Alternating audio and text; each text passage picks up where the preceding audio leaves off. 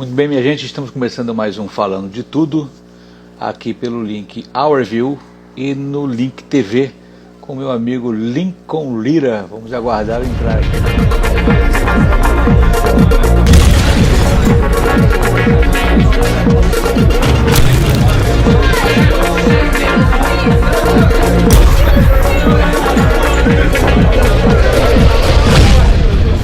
Vamos aguardar entrar aqui pelo Instagram, pelo Facebook. Ele já está ali com aquela carinha bonitinha de menino nascido e criado no Caxambi. Você sabe que você nasceu e foi criado no lugar onde eu me criei também. Não me criei não, mas pelo menos passei os meus primeiros e tenho os anos de vida, aproximadamente dos 10 aos 15. 7 aos 12, na verdade, se eu não estou fazendo conta errada. Foi um tempo muito legal, morava ali na rua da minha avó. Aí você, muito bem. Era a rua da minha avó morava na Miguel Cervantes, e nós fomos morar também na Miguel Cervantes, no número 132. Eu morava ali no bloco 10. Tem amigos daquela época até hoje. Eu também. Eu sou ali do conjunto do IAPC, né? Que é um conjunto grande, né? Tem várias ruas. Ali, eu ia muito ali na papelaria Estrela Azul comprar botão. Eu também. Botão. Comprei Minha mãe muito também. botão. Eu também. Eu ia toda semana comprar botão ali. Tinha um botão de várias qualidades, né? E eu tenho excelentes lembranças, assim, da minha ida, da caminhada até aquele armarinho, né? Era um armarinho. Era um armarinho, exatamente. Um armarinho, isso mesmo. E ali não era uma papelaria. Eu comprei também meu primeiro Falcon. Rapaz, a gente tá puxando coisa muito antiga. Cara, você quer que eu te diga uma coisa? Eu nunca tive Falcon. Sabe por quê? Por quê? Porque eu já era grande quando o Falcon surgiu. É da minha época o Falcon. E tinha um Falcon que era ruivo, né? E aqui no Brasil é difícil ter ruivo. Então, cara, eu me sentia super representado pelo Falcon. Na verdade, o Falcon veio com esse nome pra cá, mas eu acho que ele era uma espécie, na verdade, de G.I. Joe, né? Acho que ele ganhou esse nome na transferência para o Brasil. Ele veio como Falcon, porque lá ele era G.I. Joe. O Betinho, Nego Drama falou, eu não tinha porque eu não tinha grana. Não, mas eu também não tinha, mas era tipo assim, lance de guardar, assim, pro Natal. Olha, eram duas coisas. Fala. Mas a minha grande lembrança ali do Estrela Azul, no Caxambi, na rua Miguel Cervantes, eu era da Silveira Lobo, a rua do Rio. Do Rio. A rua do Rio. E onde soltavam os grandes balões ali, os balões de armação. Aquela região, inclusive, é toda cortada de rios, né? Todos eles hoje canalizados, mas é muito cortada de rio.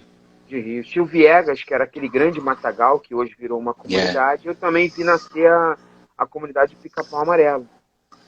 Sim, também. Eu no convívio ali com que é uma das saídas do Morro do Jacaré. Verdade, né? Tinha aquele colégio Rio de Janeiro lá em cima, né? Lá em cima, subia lá no ali. início da Miguel Cervantes, na ladeira. Eu jogava Eu joguei muita bola ali no Clube do Cabral. Do Cabral lá em cima? Não, eu não frequentava o Cabral.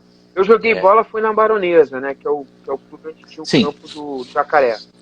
Todo mundo jogou lá. Um campo oficial e tal. Fiz escolinha do Flamengo, inclusive ali, né? E também na escola do Salesiano. Joguei muito no Salesiano ali também do Jacaré. Também no Salesiano eu joguei no salão. Tinha um salão, tinha uma quadra lindíssima. Também joguei no salão. Taco, lindíssimo. Também joguei muito no salão. Aquelas quadras dali daquela região, na Padre Ildefonso Penalba, no Meia, na quadra do Mackenzie, na Dias da Cruz. Joguei no Furgão, lá em cima, na Magalhães Couto. Eu joguei bola por aquela região toda, rapaz. Eu rodei aquilo tudo. Eu me lembro também indo ali no Atlas, Jacaré, no Atlas tinha uma parada de patinação, que eu me amarrava. Em frente à Igreja Batista do Lins, inclusive. Do Lins, conheço todo mundo ali, tenho grandes amigos ali. E eu também ia lá no Magnatas, né? O Magnatas tem as lembranças dos bailes charmes, né? Da Black. Eu fui federado de futebol de salão pelo Magnatas, no Rocha. Pelo Magnata, caraca. É, eu era coleiro, Magnata, acredite. o Acredite ou não, eu era Magnatas, coleiro. o Magnatas tinha o baile da Cashbox. Olha, eu joguei também até o baile do Gerson King Combo, da Music Eu já não peguei, só de ouvir falar, não peguei. essa é a identidade nossa. Sim, não, ele é uma Mas é um grande ícone. referência da Black Music no Brasil, né? Ele é um É ícone, é tipo um um James Brown, espetacular. brasileiro, né? É, exatamente, exatamente. Fui muito, Eu já mas fui, eu eu também já era um fui, rapazinho eu ainda. já fui em alguns eventos. Eu fui em Do alguns Gerson eventos King que ele Combo. participou, e tem um lance da capa dele, né? Tem a capa dele e Exatamente. tal. Aí ele dança E tipo tocava aquela James música Brown, assim, é do. muito, Tocava muito aquela música do legal. James Brown, Quiroba, tirule, aí todo mundo saía dançando assim. Sapato cavalo de aço Pô, e sensacional. calça boca de sino. Sapato Usei cavalo muito. de aço. Usei muito. É tipo esse cavalo de aço tem tipo um saltinho, né? Tinha um saltinho, né? Tinha um saltinho, tinha um. Ela é uma boca redonda, assim, toda envernizada, era uma coisa horrorosa. Eu me, Mas eu me era lembro, um.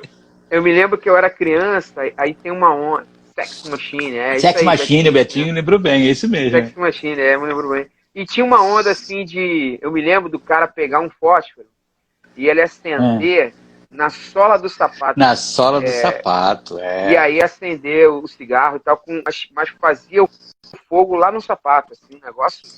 Eu olhava aquilo e falava, caramba, que negócio é esse, cara? Porque Muito isso legal. na verdade, quem fazia muito era o Giuliano Gemma, naqueles filmes faroeste italiano, que passava muito, o Ah, Briner, entendi. Legal. aquela turma toda Aham, antiga, que e legal. aí o cara botava assim, o cowboy botava o pé do lado e acendia o fósforo.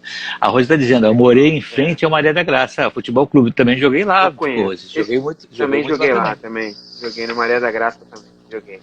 Eu rodei Maria da aquilo Graça tudo, também, rapaz, eu era danado. eu também. Rodei tudo. Engenho Novo também, era muito minha região, porque eu estudava no Sarmento, né? Estudei no Sarmento. É.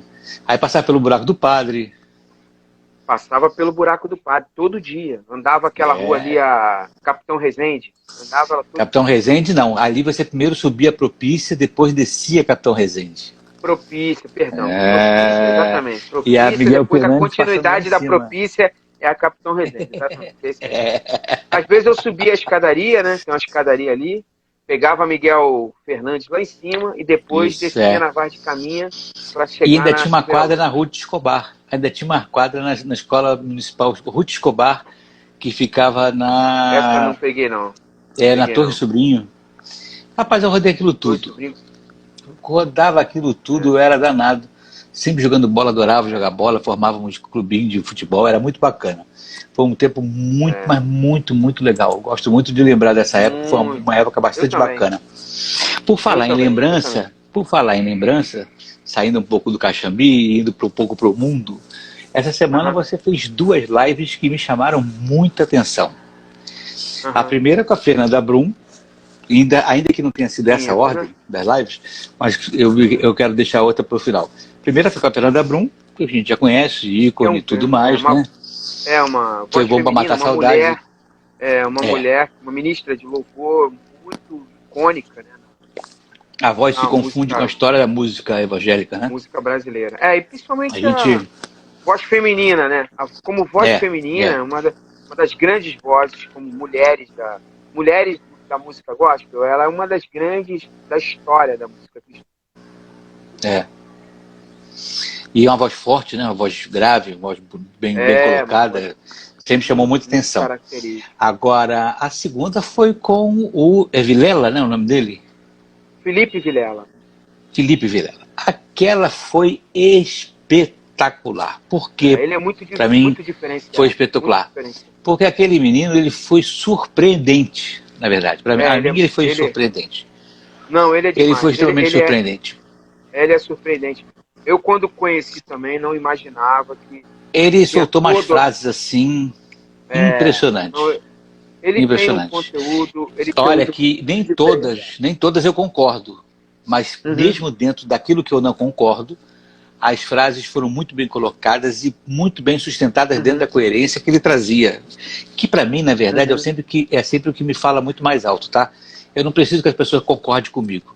Mas se ela tiver coerência dentro daquilo que ela está defendendo, eu bato palma. Porque o pior de tudo é você discutir com alguém ou conversar com alguém que não sabe montar o próprio raciocínio. Então o cara fala A, depois ele diz não A. E aí, Blausen, né? Ninguém consegue entender o que o Caboclo está dizendo. Já ele não. Mesmo dentro daquilo que eu não concordo, ele saiu cortando com uma coerência fantástica. Eu falei assim, meu Deus, que cabeça boa esse menino. Eu achei muito legal. Parabéns não, ele e parabéns você pela live que você fez. Ah, não, obrigado. Obrigado, ele é um cara que eu respeito muito, aprendi a respeitar. Principalmente ele vem embasado numa missão na África que tem assim, ele falou. tem uma missão muito profunda. Não é essa coisa de missões que a galera vai lá fora, transculturais, uma coisa às vezes só com grana, mas que não resolve. E ele tem realmente uma coerência de conteúdo na ação missionária, numa vida vocacionada em relação a isso. E a música dele exala isso. Então, exatamente o que eu ia te falar. Ele bacana. parece efetivamente fazer isso com muito amor no coração. Ele demonstrou ter coração nisso, né? Dedicação. Quando uma pessoa tem coração, tem dedicação verdadeira naquilo que está fazendo, já de início louvável, né? É fantástico. Quando a pessoa é vocacionada, aliás, o Betinho está colocando aqui, os chamados massa de manobra. Ele deve estar falando outra coisa, então. Eu pensei que ele estivesse falando sobre chamados para a obra.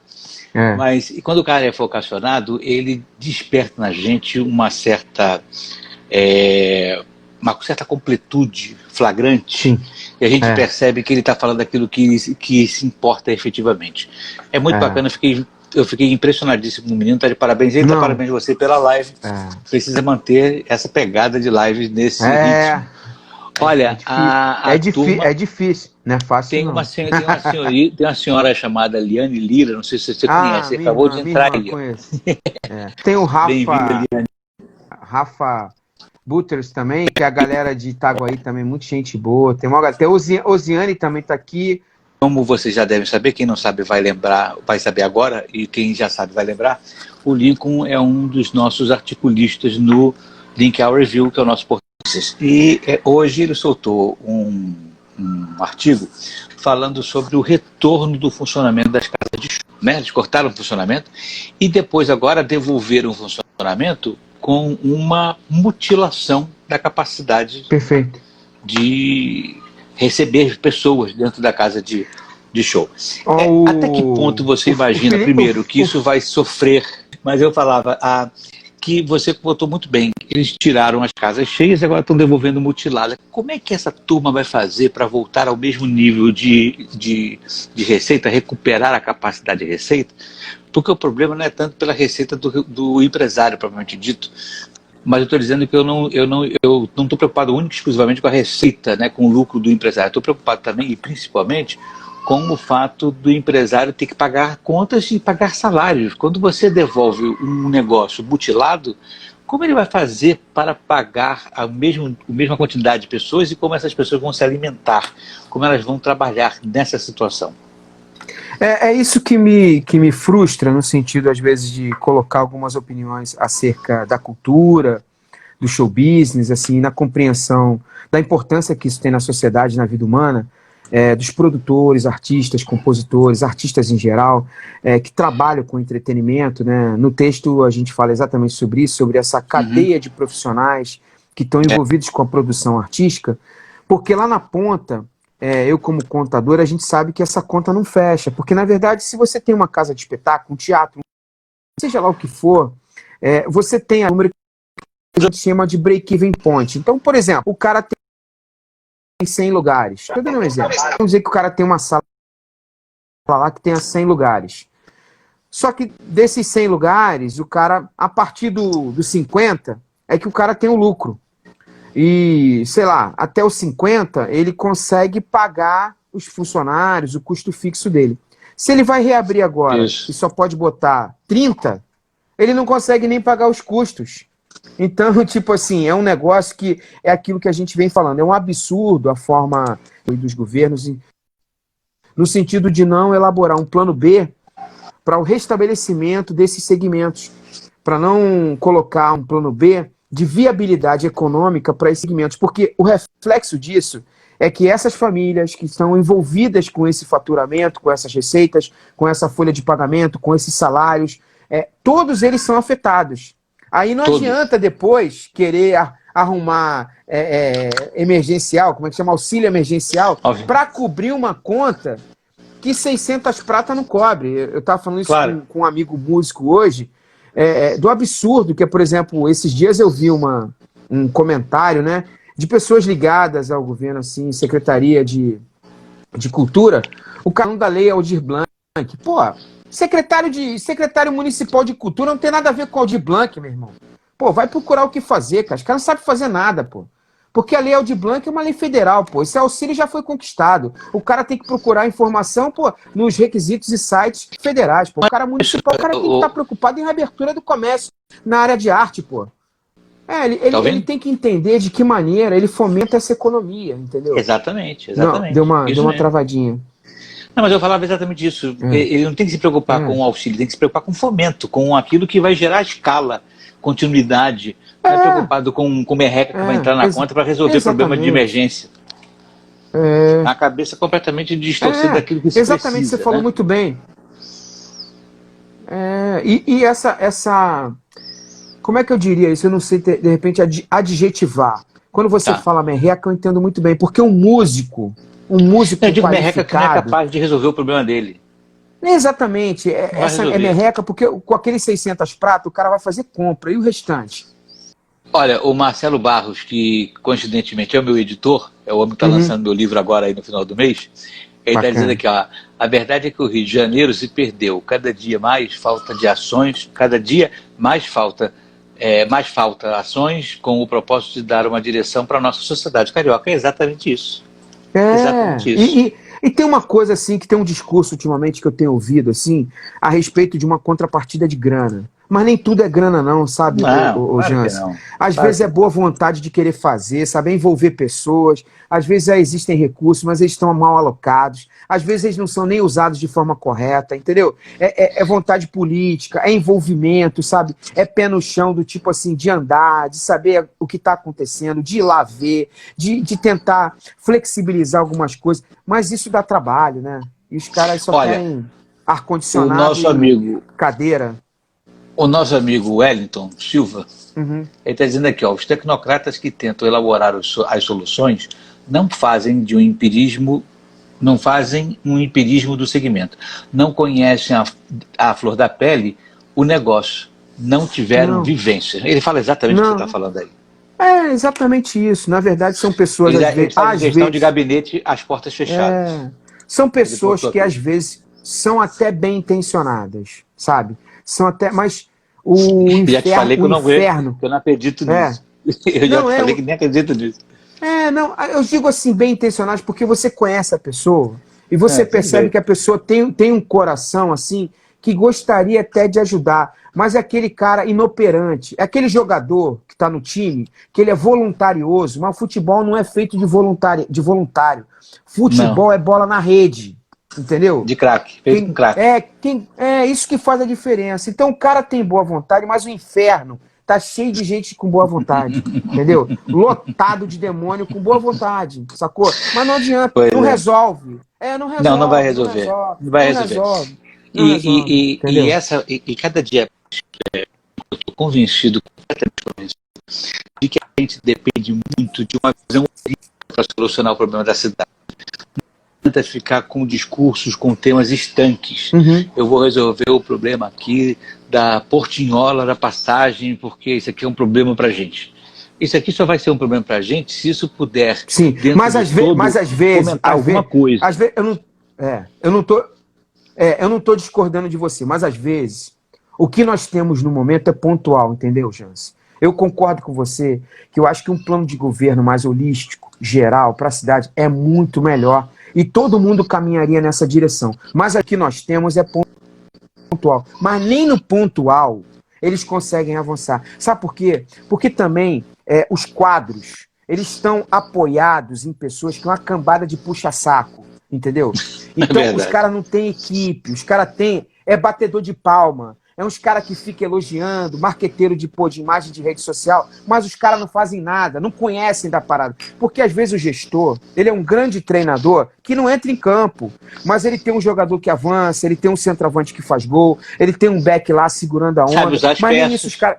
exatamente, mas no fundo eles são um time, tem não jogadores, mas uma cambada de assessores, entendeu? Então um montão de cara batendo palma para gerar, tipo assim, uma imagem bacana, mas não tem realizadores de projetos, nem apoios de gestão. Não tem. E eu tô falando porque eu já vi.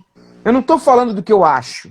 Eu tô falando porque eu vejo. Você conversa com o cara e o cara não tem assunto aprofundado daquilo, da função onde ele está alocado. A verdade é essa. Mas eu estava falando da visão holística, para você entender por que eu estou puxando a questão do todo. Por exemplo, já fizeram agora, estão demarcando o nosso lugar ao sol, né? A gente tem que, por aplicativo, remarcar o lugar onde vai ficar na areia, por exemplo, né? Então, a areia tem lugar... Parece uma piada, né? Ok, mas a areia tem lugar para ficar, o restaurante tem lugar para ficar, cinema, casa de show e teatro vai ter lugar para ficar, tudo está regrado, né? Shopping, center, entrada, saída, lojas e tudo mais. Aí, vai a esses lugares, ele entra num transporte. Eu não sei se você chegou a ver o texto que eu coloquei hoje, o meu texto, a minha coluna hoje no próprio review. Apinhado de gente, o transporte a foto já é super impactante. É uma coisa horrorosa. A foto então, já é super adianta remarcar, regrar o comportamento no lugar para onde você vai, se no caminho você vai se infestando de vírus para tudo que é lado, um cara de frente para o outro, soprando os aerosóis um na cara do outro, trocando outros para tudo que é canto, vai chegar lá e fazer o quê? Que maluquice é essa que nós estamos vivendo? Não, que adianta? Então, assim, essa pauta holística é isso que eu estou dizendo, entendeu? Vai resolver um problema para inglês ver? Para inglês ver. Sim. Dane-se o gado que vai no transporte, né? Dane-se o gado. Talvez seja por isso que chamam de imunidade de rebanho, né? Porque bota todo mundo dentro daquele transporte e enfia aquele rebanho todo para um lado só. É um troço de louco. Eu fico maluco com isso. E fora, Jansen, que quando você caminha por algumas localidades da cidade, você percebe que há uma hipocrisia em relação a esse isolamento também. Existem regiões que você vê máscaras e vê esse tipo de situação de espaçamento. Mas em outras regiões mais populares, você não vê nada disso. Então, isso é só hipocrisia. Hoje eu voltei, só hipocrisia. Hoje eu fui a Betel. Só hipocrisia. Hoje eu fui a Betel. Na volta da Betel, eu passei por Madureira. Porque eu desci Madureira, eu só não fiquei sozinho quando atravessei a rua. O resto tinha gente agarrada em mim, de um lado do outro, pela frente, por trás, por cima, por baixo. Tinha um camarada que abriu o braço, eu quase que entrei no sovaco do camarada e dali eu quase não consegui sair, né? Porque eu sou pequenininho. O camarada levantou o braço, eu encaixei embaixo do sovaco do homem e não saía dali de jeito nenhum. Quer dizer, a probabilidade de eu me infectar é absurda, porque não tem respeito a nada. A coisa não foi feita para cuidar de todo mundo igual. Essa é a grande verdade. E aí as áreas que menos importam, digamos assim, para a municipalidade, deixa ao bel prazer, né, ao Deus dará, para ser mais exato, e vão fazer aquilo, regrar de um modo que fique bonito na foto, com aplicativos, o seu lugar ao sol. É uma coisa de louco, completamente sem sentido algum, que não resolve o problema da gente na efetividade, né? Não.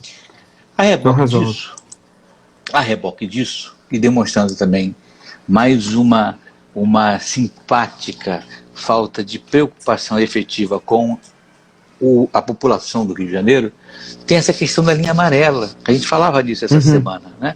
Sobre a questão da linha amarela. A quem interessa, nossa pergunta de sempre, a quem interessa manter um pedágio cobrado além do tempo regulamentar do que foi decidido para bancar quem? A quem interessa Lincoln Lira. A pergunta é a você.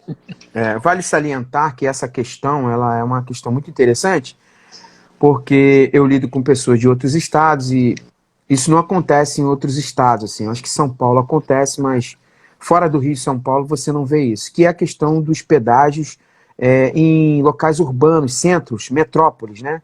Dentro da linha urbana da metrópole. Não, isso pela lei não pode, porque, na verdade, os pedágios eles são autorizados pela lei quando eles tramitam de município para município e estradas federais. Sim. Quando você está em rua, avenida do município, não pode. Do mesmo município não pode. Então existem subterfúgios na lei, que é, por exemplo, uma construção grandiosa, como foi a linha amarela, que esse desenvolvimento, esse avanço em relação a um conforto de viabilidade logística e rodoviária para o público da cidade do Rio de Janeiro, você faz um acordo, que é um subterfúgio da lei, que em função do cara fazer aquela obra, que deveria a prefeitura fazer, o cara de forma privada faz a obra, e você dá uma parceria público-privada. Público-privada, você faz um contrato de concessão por um determinado período, vamos dizer, sei lá, 20 anos. Já terminou o prazo da linha. Já terminou.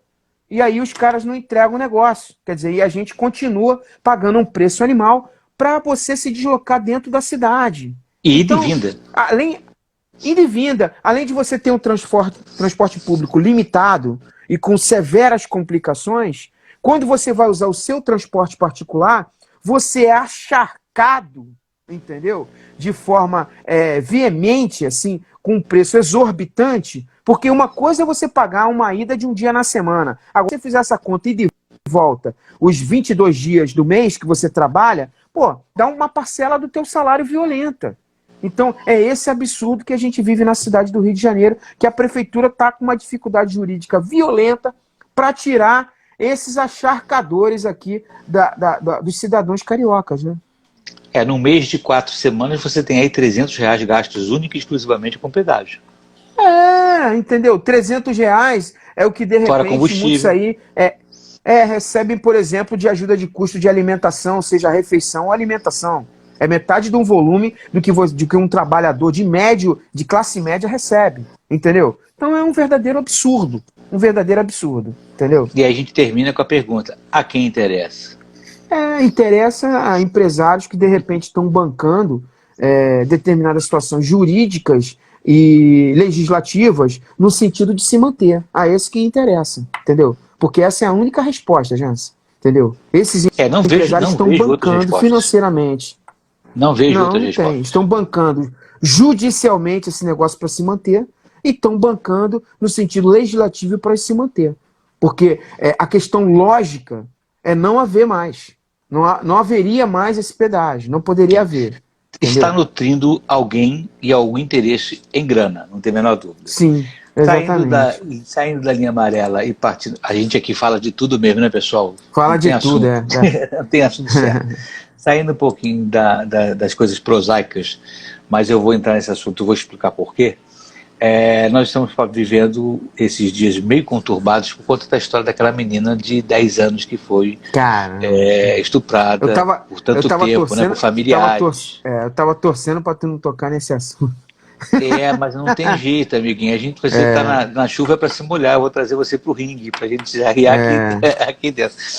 E aí, cara, eu não vou entrar em assunto nenhum tão pesado, não, mas eu queria entrar num determinado assunto. Porque a gente tem um problema sério aqui, que é a questão da educação infantil. Uma menina que começa a ser estuprada aos 6 anos de idade, até aos 10 anos de idade, essa menina, tecnicamente, deveria estar dentro de uma escola, ela deveria estar frequentando uma aula, ela deveria passar o mínimo de tempo possível dentro de casa para que ela pudesse estudar, se alimentar, ter uma vida de educação, de ensino interessante e não exposta. E com acompanhamento psicológico, pedagógico. Exatamente. Então eu estou querendo pegar esse acompanhamento e identificar e de repente interromper essa trajetória. Exatamente onde eu queria chegar. O que eu estou buscando como exemplo é exatamente isso. Qual é o papel do ensino fundamental, da educação básica, no socorro e no suporte para que casos como esse não se repitam no nosso país e mais detalhadamente aqui dentro do município. Onde é que nós estamos, o que é que nós estamos realizando para que essas coisas não aconteçam? Porque eu não tenho a menor dúvida de que esse caso não seja assim tão isolado quanto se imagina. Você imagina uma criança de 6 anos, 10 anos de idade, ela vivendo num regime, numa casa com 2, 3 cômodos no total, com uma família grande. É claro que ela vai ficar exposta. É claro que ela será colocada numa situação de risco. Ela é uma vulnerável. E quando nós não realizamos o papel de poder trazer essa criança para manter dentro da escola, se educando, alimentada, trabalhando, como é que a gente vai fazer isso? Que tipo de vida a gente está oferecendo para os nossos jovens, na verdade, nesse caso, para o ensino fundamental e educação básica? O que acontece é o seguinte, Jansen, a gente vem com um problema educacional no Brasil, e que alcança o município, que a pirâmide está invertida, né? Então, os governos anteriores, eles tiveram uma preocupação muito grande, se orgulham de dizer, inaugurei 40 universidades no Brasil e tal. Então, houve um deslocamento, um foco em relação à graduação superior para o povo brasileiro. E há um déficit de qualidade no ensino fundamental, no ensino básico, nesse ensino, na verdade, que começa na idade infantil, de criança até a adolescência, e a gente tem um déficit. Esse primeiro déficit é de vagas nas creches, nas idades menores, e depois esse déficit é de evasão, né? Existem até vagas. Então eu já vi alguns secretários falarem sobre isso. Tem vaga, tem mais vaga do que aluno. Muito bem, isso é discurso político, porque não adianta ter vaga e o aluno não está na escola. Se o aluno se há evasão, eu sou da sala de aula, eu sou educador, então eu sei essa realidade. Essa realidade é um acompanhamento da coordenação pedagógica e da direção da escola de compreender o porquê da evasão. Porque a evasão, ela tem uma falta de acompanhamento pelos profissionais da escola, porque não se envolvem com as matrículas, não se envolve com o comparecimento, entendeu? Eles, tipo assim, a galera não quer, eles estão, tipo, dando de ombro e deixa pra lá. Então, os índices de evasão, nessa parte da infância e da adolescência, são altíssimos. E na idade mais pré, que é a idade da creche, aí não tem vaga, porque aí tem muito a ver com o município. Então, o município do Rio de Janeiro, por exemplo, você vai numa comunidade da Vila Kennedy, por exemplo, tem uma creche. Uma comunidade que tem 120 mil pessoas, entendeu? E o maior problema da realidade brasileira, não só do Rio de Janeiro, quando você fala que essa história não é somente de Betim, em Minas Gerais, e é verdade, que a imprensa gosta muito disso. O fato da menina ser exposta, eu não quero entrar nesse mérito, porque esse assunto é muito pesado, muito chato. Por isso não puxei por aí. Exposta, aí veio a mídia. Mas, na verdade, é uma realidade que está dentro das famílias brasileiras e dentro de uma realidade social, quando você colocou muito bem. Agora, como enfrentar isso? As nossas secretarias municipais de educação se envolverem com vagas para que as mães possam trabalhar e essas crianças, desde a sua menor infância, estejam na escola.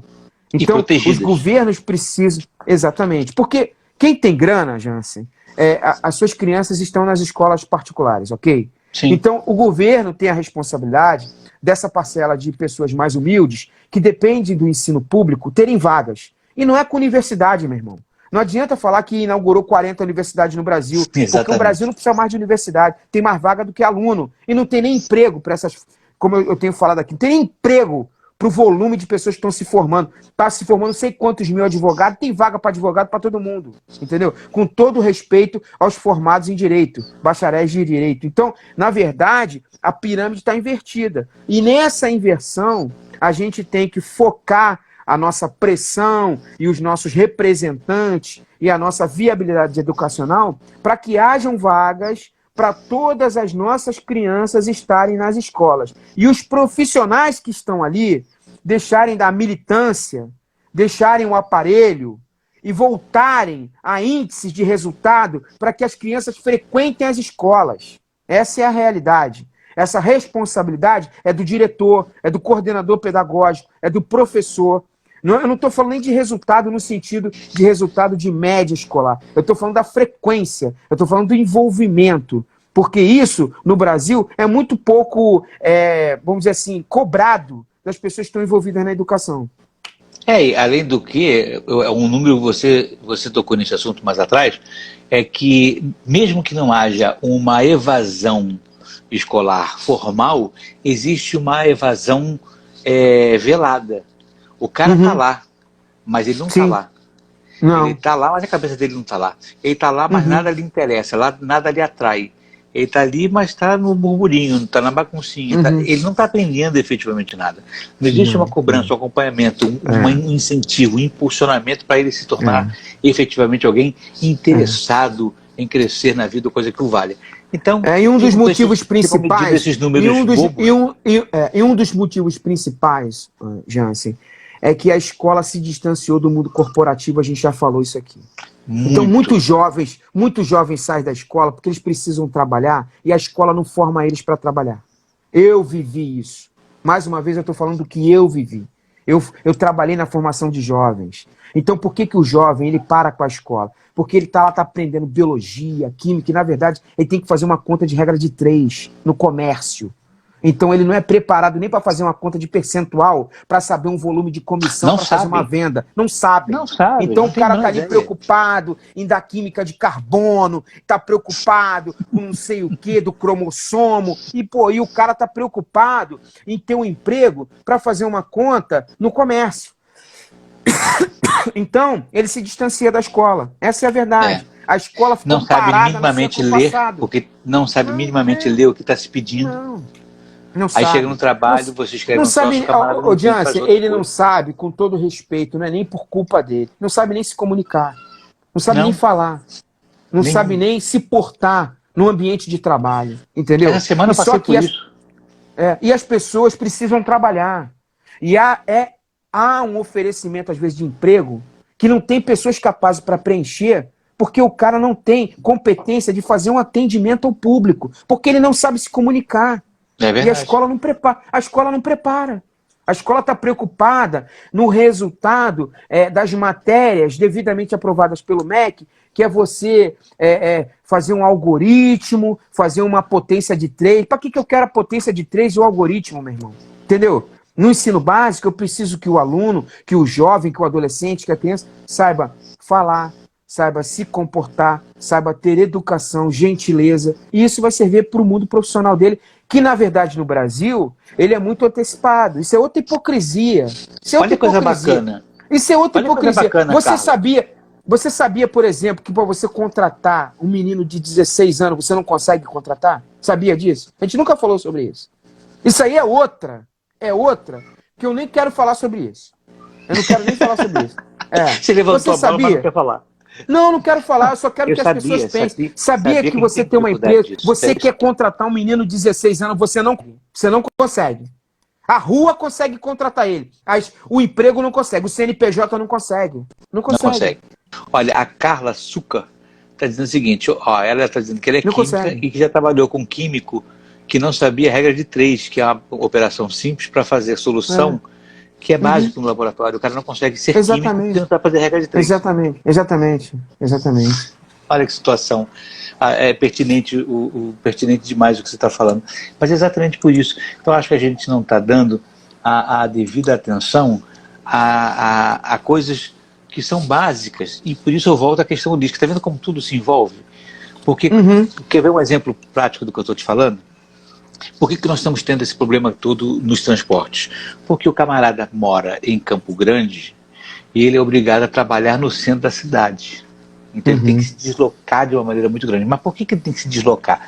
Porque o bairro de Campo Grande não é capaz de absorver a mão de obra que existe, pessoas que vivem em Campo Grande. Então você consegue trabalhar os bairros, as localidades, tem oportunidade de emprego, capacidade de absorver a mão de obra gerada, os deslocamentos já são menores. A fomentação econômica já faz crescimento no local. A coisa começa a andar. E aí você para de ter grandes movimentos e deslocamentos pendulares dentro da cidade e fomenta a economia local que segura a pessoa naquela região e vai desenvolvendo. O que nós temos hoje são bolsões de dormitórios em função dos bolsões de emprego. Uhum. E fora Uma que cidade do tamanho do Rio de Janeiro não pode continuar vivendo desse jeito, que é um absurdo. E fora que esse caos urbano de algumas localidades que têm determinadas edificações que são precárias, é muito fruto de que as pessoas querem morar perto da onde trabalham. Sim, claro. Então, Quem vai querer se deslocar para um lugar tão longe? A pessoa longe? mora ali não é por uma opção. Porque muitas vezes você vai conversar com essas pessoas e a primeira resposta delas é que elas moram naquelas condições porque elas preferem morar ali. Mas às vezes elas não sabem dialogar com uma resposta que a gente andando ali percebe que o desejo delas ficarem ali é a proximidade da questão econômica de ter trabalho por ali. Só isso. Só isso. Porque ninguém é aferrado ao local. A pessoa é aferrada às condições de vida que ela tem. Se ela tiver uma boa condição de vida, ela vai morar em qualquer lugar. Agora, não adianta querer colocá-la num lugar bom até, organizado, mas fazê-la de se deslocar metade da cidade para conseguir trabalhar. Você é um pouco mais novo do que eu, talvez você não tenha pego, um movimento que teve muito grande no Rio de Janeiro, que começou lá ainda com o Carlos Lacerda, que foi a grande construção de conjuntos habitacionais no Rio de Janeiro. A pretensão na época era tirar exatamente as pessoas de favela do Cantagalo, favela do Pinto, que existia ali na Rua Rodrigo de Freitas, na Gávea, e favela do Esqueleto na UERJ, coisa parecida. Lugares que foram tirados e as pessoas foi oferecido para elas lugares mais distantes, mas um lugar bacaninha, arrumado, um apartamentozinho legal nesses conjuntos habitacionais, né? Enfim. Foi em vão, na grande parte do lugar, as pessoas voltavam. Você botava o camarada lá, dava 2, 3 meses, o cara estava de volta. Sim. Em condições extremamente mais precárias de subsistência, com risco de desabamento, coisa parecida. Por quê? Porque ele não conseguia, porque para conseguir trabalhar, ele levava 3 horas para ir, 3 horas para voltar. O tempo que ele tinha para poder chegar em casa, olhar para a mulher, dormir e voltar, não valia a pena. Então ele se deslocava de volta. Imagina, eu estou falando disso naquela época, que era muito mais difícil do que é hoje se transportar. Então, se você não consegue fazer a pessoa ter todas as necessidades atendidas na sua região, é por isso que é tão importante que a gente fomente que bairros, principalmente os bairros distantes, eles comecem a ser autossuficientes, você vai continuar com o problema de transporte. A economia local. A economia local. Precisa haver esse tipo de fomento e precisa haver esse tipo de incentivo. Agora, é tudo uma cadeia. É tudo uma cadeia. Não adianta mais a gente ficar tomando ações diferentes, aquelas via assim, né? Vereador tal é o vereador daqui do bairro. Aí você pergunta, mas o que o camarada fez? Ele trocou umas portas de ferro, mandou asfaltar uma rua aqui, outra ali, fez uma cancela. Tá, mas e aí? A solução do problema como um todo? Não tem. Então a gente não pode mais viver esse tipo de circunstâncias. Já passamos dessa época, dessa fase, né, de trocar voto por dentadura, de trocar voto por asfalto na rua, por calçada sendo feita por corte de árvore, de parque de jardim. Já passou. Acabou isso. A gente precisa olhar de uma forma mais grandiosa, com ganho de escala, com ganho de resultado, com melhoria de qualidade de vida efetiva. Tem muita gente que diz assim, mas isso não tá na alçada da municipalidade porque isso é problema do governo federal. Não, senhor. Muitas coisas que acontecem e onde você vive depende da municipalidade, do trabalho aqui. É aqui e agora que a gente precisa realizar alguma coisa boa. Senão a gente não vai inverter essa de foco nesse tipo de verticalidade econômica, né? Que é uma coisa que eu de vez em quando falo sobre isso, é você, por exemplo, mergulhar em determinadas regiões do Rio de Janeiro, que elas são regiões que elas têm características. Então, existem regiões no Rio de Janeiro que elas são verdadeiras regiões até meio que rurais, de produção, de hortifruti. Então, você direcionar economicamente para isso, entendeu? Então, por exemplo, a Cobal está onde está, sabe? O comércio de hortifruti está num lugar distante da onde produz, essas coisas incoerentes, isso depende de uma boa vontade política municipal, entendeu? E debruçar-se sobre o problema. Depende de debruçar-se sobre o problema. Ver de forma vertical, entendeu? Você vê que, por exemplo, os grandes depósitos do Rio de Janeiro, eles estão localizados na proximidade da Avenida Brasil. Aí a violência de roubo de carga é toda ali, mas aí a segurança não é mirada para lá, sabe? É tudo falta dessa compreensão, entendeu? Aí os caras estão saindo de lá, estão indo para lugares que a nível de segurança são melhores, aí já dificulta a questão do transporte, e assim vai tudo, entendeu? Da mesma forma, a questão da educação. Por exemplo, entender a questão populacional infantil, da onde estão as maiores conglomerados de população de criança, entender ali uma visão educacional para que hajam vagas ali. Não adianta eu ter vaga para criança, sei lá onde não tem as crianças, pô, sabe? Porque tem lugares no Rio de Janeiro que tem um montão de escola. Tem lugar no Rio de Janeiro que tem um montão de escola. Aí o cara fala, não, o Rio de Janeiro tem não sei quantas mil escolas. Beleza, mas essa não é a informação que eu quero. Eu não quero números absolutos. Eu quero o número da onde tem escola para o volume de pessoa para preencher aquela escola, meu irmão.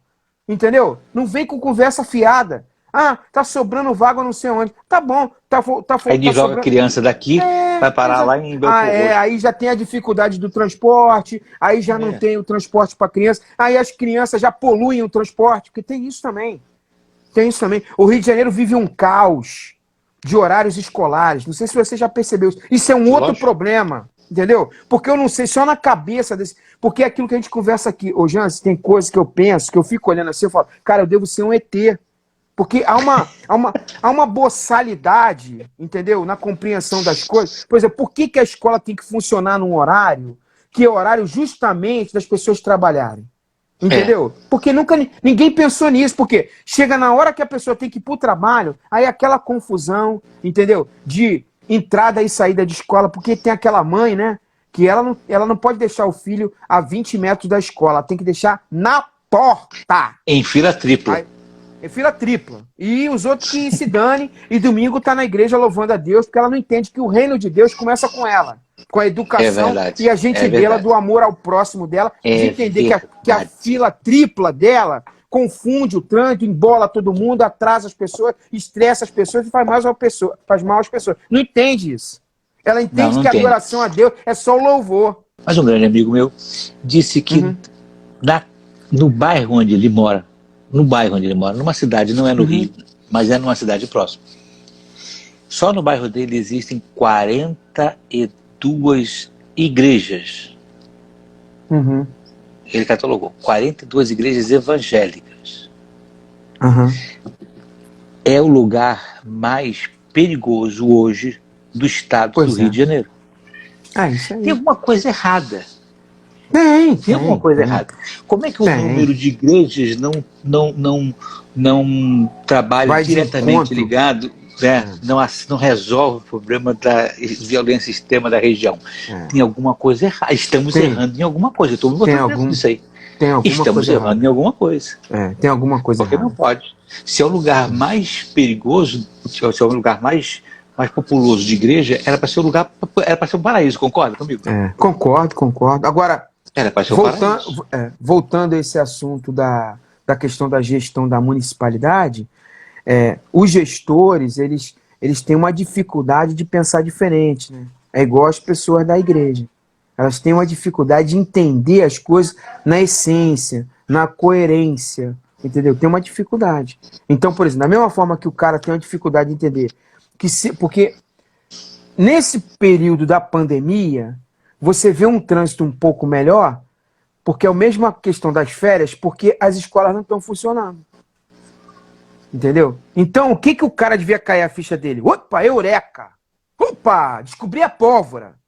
Pô, eu preciso ver um horário de escola que seja diferente do maior pico de envolvimento de trabalhadores nos transportes. Mas, Jansen, difícil isso, hein? Eu nunca vi um cara falar sobre isso. É difícil, mas eu nunca vi um cara falar sobre isso. Eu nunca vi.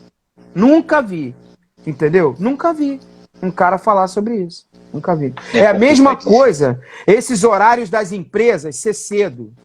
Entendeu? Porque se você tem um volume sempre, vamos dizer, de 7 às 8, por que não tem empresa que começa 10 da manhã e flexibiliza a CLT para o cara sair 7 da noite? Por que segmentos não são escalonados? Por que todo mundo tem que trabalhar no mesmo horário? Eu nunca vi um cara falar sobre isso. Por que entrega de carga e saída de carga não pode acontecer no turno da noite ou na madrugada, quando não tem gente na rua. Eles têm um horário pela manhã, Jansen, de manhã cedo. Inclusive na cidade não pode circular caminhão. Mas ainda pega muita gente. O que eu estou querendo dizer é o seguinte, você geraria outros turnos. Claro, trabalhadores poderiam entrar. O pior é obra e conlurbe durante o dia. Isso é que é pior. Pois é. Eu não entendo por que um cara está fazendo uma obra no horário comercial. Só na cabeça de um boçal. Só na cabeça de um boçal. Já é o outro boçal. É outro boçal. Como é que o cara está fazendo obra no horário comercial? Entendeu? Esse tipo de segmento municipal só devia trabalhar de madrugada. Porque é o horário que não tem movimento. Mas não, os caras querem trabalhar no horário comercial. Entendeu? Mas aí são essas coisas. A Carla resolveu bem essa coisa que a Carla está dizendo. As escolas foram criadas sob o modelo das fábricas. O horário sirene. Pois é. De que século? Do século XVIII, pô. Século XVIII. É isso aí. Agora, você já viu algum cara da educação defender isso? Nunca vi. Isso foi criado numa época em que não tinha trânsito, né? Então não tem problema nenhum. A criança da na escola, todo mundo saía andando das fábricas e da escola para o seu filho ir embora. E que as crianças iam andando para a escola. As crianças iam andando para a escola. Local, né? A coisa era local. Eu morava ali andando, chegou, o pai saiu da fábrica, pegou a criança e foi para casa. Não, hoje a mãe. Não é mais a região. Hoje a mãe, o filho estuda a 200 metros da casa dela, pega o carro, sai da garagem, leva o filho, tem que deixar na porta. Na fila tripla. Na fila tripla, ou então ela fica esperando meia hora, porque ela fala, eu deixar meu filho a 20 metros? Não. Ó, se alguém perguntar que você chegou atrasado, diga que é culpa da escola, que não fez o estacionamento aqui. Porque ela só pode deixar na porta da escola. Entendeu? E aí deixa na porta, aí faz a fila tripla, aí chega tudo atrasado, um trânsito violento, e ninguém fala a respeito disso. É o caos, né, cara? É uma fábrica de maluco. É uma fábrica de maluco. É o caos. Meu velho, pra gente terminar, hoje eu levei um assunto bacana para discutir lá na Betel, e você teria adorado discutir esse assunto, para a gente encerrar. Porque você está aqui falando com certa indignação de vários assuntos, e eu levei para lá a questão da cultura do cancelamento, que está muito em voga hoje, né? Você começa a falar de uma coisa que acham que você não tem pertinência, eu não deveria estar falando, diz que você não tem lugar de fala, cancela você, um abraço. E aí, como se você não tivesse direito de se expressar sobre aquilo. Como se você não tivesse direito de falar, a liberdade de expressão está sendo tolhida pela sensação, cerceada pela sensação de que você não pode falar aquilo porque você não tem competência ou pertinência para falar aquilo. Esquecendo-se que dos direitos mais primordiais da existência humana é o direito da pessoa de se expressar livremente sobre toda e qualquer coisa que ele achar que deve. Mas ele não entende do assunto. Você não precisa ouvi-lo. E está havendo uma inversão desses processos, né? Eles querem calar a sua boca, tampar a sua boca, tapar a sua possibilidade de se expressar, impedindo você de dizer, desqualificando você e cancelando você. Um linchamento público em rede social. Está acontecendo com uma quantidade enorme de pessoas que estavam apenas, única e exclusivamente, dizendo o que pensam. Então, essa nossa indignação amanhã pode ser entendida de modo errado, porque afinal de contas você não é dono de escola. Olha a cabeça como é mas que eu trabalho eu trabalho em escola, né? Não, isso é um exemplo, né? Um exemplo de que as pessoas, o cara está falando sobre trânsito, aí o cara pergunta, você dirige? Não dirige, então você não pode falar de trânsito. É porque eu estou falando isso porque, na verdade, gente, essa indignação, ela vem numa fase da minha vida que, tipo assim, eu já vivi muita coisa. Então, muito fruto dessa vivência é que esse tipo de argumento eu não aceito nem o cancelamento, mas eu entendi perfeitamente. A gente vive uma sociedade muito hipócrita, entendeu? Muito hipócrita. A gente falou aqui do trânsito. Nunca foi tão hipócrita. Muito hipócrita. E tem essa questão da educação que a gente tem sempre falado, a questão de, por exemplo, que a gente falou do isolamento, que nego não segura no transporte, deixa ela na ponta. Então, essa hipocrisia, ela é cercada. Isso que você está falando, da questão do cancelamento, ela vem de uma hipocrisia social, que as pessoas acharem que elas são credenciadas a determinados assuntos. Credenciada em quê? Tipo assim, por quem? O ser humano ele começou a perder uma essência do mais profundo do conhecimento das coisas. A gente se esquece, por exemplo, eu vou trazer aqui alguns exemplos no aspecto acadêmico que me vem agora à cabeça, que eu não tinha pensado, a gente não conversou sobre essa pauta, mas o que me vem aqui, por exemplo, é que Machado de Assis, ele nunca se formou numa graduação. E ele nem era advogado, mas ele foi um dos maiores defensores na sua época. Então, o que eu quero dizer, estou falando de Machado de Assis, mas eu posso falar de Steve Jobs, que todo mundo hoje tem influência na Apple no mundo todo e também não tem uma graduação. Mal tinha um high school. Entendeu? Então, eu estou puxando para a educação, porque é um assunto que eu gosto muito, mas o que eu estou querendo te dizer é o seguinte, é que as pessoas, elas vêm sendo criadas, robotizadas, a entender que as outras são credenciadas não sei aonde, entendeu? Credenciadas... Por titulações só. Exatamente. Quando, na verdade, quando você vê o passado, você vê, tipo, um Sócrates, você vê um Aristóteles, que eram pessoas que eram holísticas, né? O cara que dava aula de matemática, entendia e palpitava aí na medicina, e palpitava na questão urbana e na questão constitucional de uma sociedade, porque a mente do cara, a nossa mente, era um a nossa pensador. Formação, ela é multidisciplinar. Era Nós um livre somos pensador. todo ser humano, ele é multidisciplinar. Essa coisa da departamentalização e da categorização das pessoas, isso é cartesiano de um mundo hipócrita. Porque ninguém é dor, mas o Lincoln, ele tem um quê de uma experiência, de uma vivência da vida, da saúde dele. Eu conheço o meu organismo melhor do que qualquer pessoa que senta do outro lado da cadeira e se diz médico para mim. Porque, na verdade, se ele não me conhecer, ele não vai receitar bem para mim. Então ele tem que partir do pressuposto de que eu entendo. Agora, isso é a hipocrisia da sociedade, né? Olha, 28 segundos para terminarmos a nossa live. Eu estou extremamente feliz que essa live foi muito legal. Nós falamos de 8 assuntos diferentes, falando de tudo exatamente para isso. Falar de muitas coisas para a gente discutir o assunto, e a participação do pessoal foi maravilhosa. Muito obrigado a todos que participaram, tanto pela live no Insta como no Facebook, e até a semana que vem.